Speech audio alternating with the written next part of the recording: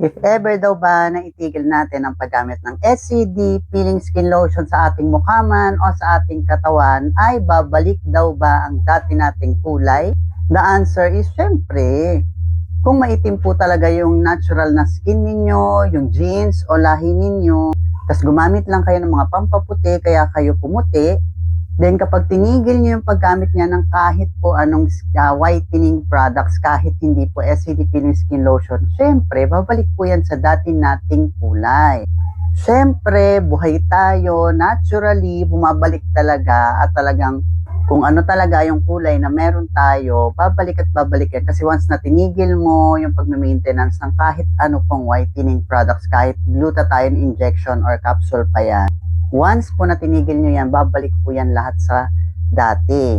As simple as, tulad ng sabi ko, dahil yun po talaga ang tunay ninyong kulay. However, huwag kayong malungkot kasi katulad namin, yan, meron po tayong mga facial and body weight maintenance. So sa body natin, kung after nyo mag-peel, ang gagamitin yung pang-maintenance is the SCD Bleaching Lotion with sun protection na ito, para maprotektahan yung skin natin from sun damage at para hindi tayo mabilis na umitim ulit. Then after 3 months, ayan, pwede ka ulit mag-peel sa katawan mo para at least maalis ulit yung top layer ng skin mo or yung old layer ng skin mo, ayan, para ma-renew ulit siya. Then after, gamit ka lang ulit nitong SCD Bleaching Lotion. Ngayon, sa face naman natin, meron tayong facial maintenance din, syempre. The SCD Sakura Set. So, ito yung ginagamit nating facial maintenance after using SCD Peeling Skin Lotion. So, ito naman yung gagamitin natin pang maintenance sa mukha po natin para hindi po siya umitim agad. Ngayon naman, kung syempre hindi naman maiiwasan na syempre lumalabas tayo, nagsiswimming, lalo na pag summer, ganyan, para mapag-ingatan yung skin natin from sun damage, sunburn, at mangitim, meron tayong mga body sunblock. So, ayan, mataas yung sunscreen nito. This is SPF 70 na. So, ayan.